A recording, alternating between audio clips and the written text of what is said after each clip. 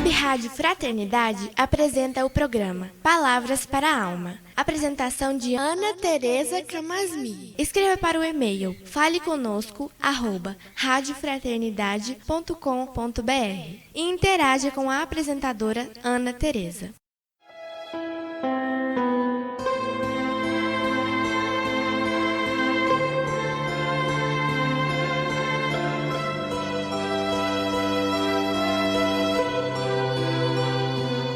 Olá, amigos da Web Rádio Fraternidade, aqui é Ana Tereza falando e vamos iniciar nosso programa Palavras para a Alma, continuando o nosso tema da transição planetária. Hoje vamos conversar sobre o item 28 do capítulo 18 do livro A Gênese. Estamos conversando aqui sobre a geração nova. Nesse item, os espíritos estão esclarecendo que o nosso momento atual é de transição, no qual assistimos simultaneamente a partida de uma geração e a chegada de uma nova geração. E esta nova geração tem uma característica muito interessante, que é de uma inteligência precoce. É incrível mesmo perceber o quanto as crianças que estão chegando, que estão reencarnando agora, cada vez mais cedo, se mostram muito ligadas, atentas, participativas no mundo dos adultos, com opiniões e entendimentos que ultrapassam suas idades. Nós já conseguimos perceber uma diferença quase galáctica entre a infância que nós tivemos e a infância que os nossos filhos e netos estão vivendo.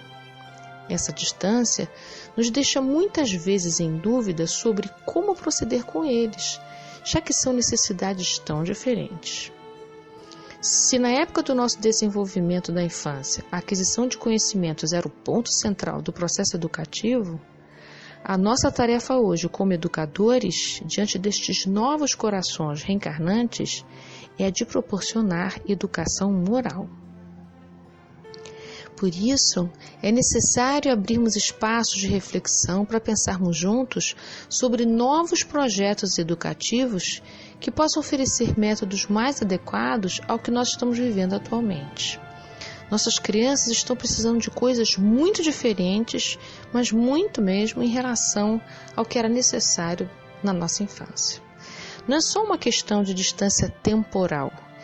Isso diz respeito a qualidade moral, a qualidade espiritual, vamos dizer assim, que caracteriza essa geração que está chegando. Nós estamos recebendo crianças com grande capacidade de alcançar conhecimentos, de armazená-los e de processá-los, mas com pouca condição de utilizá-los a favor do seu aprimoramento espiritual. Nós não tínhamos o mesmo acesso a tantas informações de modo autônomo como as nossas crianças têm. Porém, segundo a informação que os espíritos nos dão neste capítulo da Gênese, cada vez mais irão reencarnar espíritos mais adiantados, que já tenham conquistado anteriormente o sentimento natural do bem. E quanto mais isto for ocorrendo, uma mudança na paisagem espiritual do nosso mundo vai se dando. Então, simultaneamente, aqueles espíritos que estiverem muito distantes desse novo modo de ser, irão se afastando por falta de ambiência, por falta de condições de permanecer aqui. Então, pela densidade vibratória que emanam, sentem-se constrangidos a se encaminharem para outros lugares, aos quais vão se sentir mais afinados e, portanto, naturalmente atraídos. Este grupo de espíritos tem muitas características morais em comum. Vamos ver o que os espíritos dizem? Então, vou citar aqui a Gênese. O que distingue os espíritos atrasados é a revolta contra Deus, por se negarem a reconhecer qualquer poder superior aos poderes humanos. A propensão instintiva para as paixões degradantes, para sentimentos antifraternos, de egoísmo, de orgulho, de inveja, de ciúme. Enfim, o apego a tudo que é material, sensualidade, cupidez e avareza. Então vamos pensar na primeira afirmação, que diz respeito a não reconhecer que haja qualquer poder superior sobre si como sendo algo inerente ao atraso moral. Significa dizer que a condição de elevação moral começa no reconhecimento de que somos criaturas, reconhecer que somos filhos de Deus, reconhecer que há algo muito maior do que nós, que diz respeito ao mistério da existência, ao qual não temos conhecimento ainda e, portanto, aceitar que há impossibilidade total de controle de nossa parte. À primeira vista, pode parecer estranho que, para sermos identificados como espíritos afinados com a marcha do progresso, crescidos, evoluídos, seja necessário nos apequenar diante da grandeza do Criador. Porém, é exatamente esse o primeiro passo para o crescimento. Então, eu estou falando do que é necessário para essa educação moral que esses espíritos que estão chegando vão precisar. E claro que quando eu falo desses espíritos novos que estão chegando agora na Terra, eu também estou incluindo o trabalho de educação moral que a gente precisa fazer conosco mesmos. Porque a transição planetária acontece de dentro para fora, não é de fora para dentro. Então, é preciso que haja transformação moral minha. É preciso que essa transição aconteça no meu coração, para que eu possa auxiliar os espíritos que venham no nosso entorno, nossos filhos, nossos netos, que junto aos quais a gente tem a mesma tarefa de ajudá-los nesse aprimoramento. Então, esse reconhecimento de que a gente é filho de Deus, que a gente é pequeno, que a gente precisa de elevação moral, a gente precisa começar no nosso coração. Então, quando a gente está nessa direção do crescimento, a gente vai ajudar não só quem está no entorno, mas inclusive com a gente mesmo. Então, vamos continuar, o que eu estava dizendo antes. É preciso que a gente reconheça e tenha consciência do nosso lugar de filhos de Deus, O reconhecimento do nosso tamanho. Reconhecer o próprio tamanho é tarefa de grande. Porém, aqui é preciso cuidado. Não quer dizer que temos de estar o tempo todo nos achando pequenininhos, esquecidos da nossa grandeza. Pelo contrário, quando a gente está consciente, atento ao nosso tamanho, ou seja, quando estamos percebendo os nossos limites, os nossos talentos, podemos estabelecer compromissos conosco mesmo e com os outros, quanto ao que a gente pode dar e o que a gente precisa receber uns dos outros.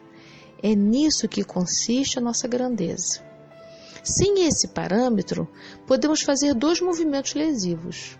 Ou a gente se encolhe no medo de crescer, ou a gente fica dando passo maior do que as nossas pernas podem sustentar. Nesses dois pontos, vejam bem, a gente não está consciente do nosso tamanho, do que a gente é capaz. E aí, ou a gente pode estacionar no egoísmo ou no orgulho.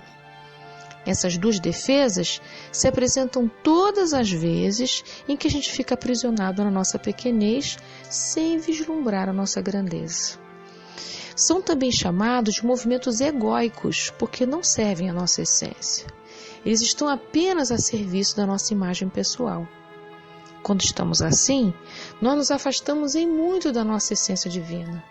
Ficamos esquecidos dos nossos propósitos existenciais, que precisariam atender tanto ao nosso progresso, quanto ao progresso dos espíritos que estão no nosso entorno, É por isso que os espíritos dizem que quando não reconhecemos que há um poder superior a nós, ficamos mergulhados no ateísmo, no ceticismo, ficamos obstinados, apegados a tudo que é de ordem material. É porque assim a gente já perdeu o contato com a dimensão espiritual da vida. Escolhemos nos sintonizar com aquilo que é passivo de controle, que é a parte prática do cotidiano. A questão é que isso nos torna profundamente perturbados, pois a vida material não tem como saciar as necessidades espirituais. Quanto mais sede existencial houver, e nós continuarmos buscando a saciedade na esfera física, mais apegados ficaremos. Portanto, é compreensível que os espíritos que se afastam do mundo de regeneração sejam aqueles que se obstinam em não emendar-se. Palavras dos espíritos na Gênese novamente. porque é preciso que haja alguma brecha nesta convicção para que haja progresso. Sem desejo de evoluir, não há possibilidade de auxílio espiritual, pois o próprio espírito imaturo rejeita a ação dos espíritos que são tarefeiros do bem. Então, é aqui que podemos lembrar da frase de Jesus: bem-aventurados os aflitos, porque estes serão consolados. Isso está em Mateus, capítulo 5, versículo 4, no Novo Testamento. Significa dizer que o espírito que já sente aflição é porque saiu da indiferença moral. É porque a sua obstinação, em algum nível, já cedeu. Então, o desejo de melhorar-se começa a aparecer, mas olha de onde ela aparece, ela surge da aflição. Mas só nesse estado é que, podendo serem consolados, é que abre a chance de crescimento. Porque não há possibilidade de se consolar àquele que não se reconhece necessitado de ajuda, que não se reconhece em aflição, Portanto, sentir aflição e dirigir-se à cura é uma possibilidade de estarmos afinados com um grupo de espíritos que está indo no rumo da regeneração. Mesmo não sendo garantia de nada, porque na espiritualidade não existe esse tipo de barganha, constitui-se como sendo passo para o crescimento. Neste mesmo item, mais adiante, os espíritos dizem: quando a terra se achar livre dos obstinados, os homens caminharão sem óbices para o futuro melhor, enquanto esperam que uma depuração mais completa lhes abra o acesso aos mundos superiores. Ora, o acesso aos mundos superiores requer transparência e verdade, portanto, ausência de defesas. E as defesas mais comuns, como egoísmo, orgulho, inveja e ciúme, tendem a ceder quando o espírito se dirige a acolher suas próprias aflições e a cuidar delas com amor. Assim, ao invés da obstinação que nos adoece, talvez possamos buscar a perseverança no amor que nos cura. E é a partir destes pequenos grandes passos que a humanidade vai aos poucos se dirigindo para o mundo de regeneração, cuidando de caminhar na vida material, atento aos propósitos da vida espiritual. É isso, amigos. Até o nosso próximo encontro.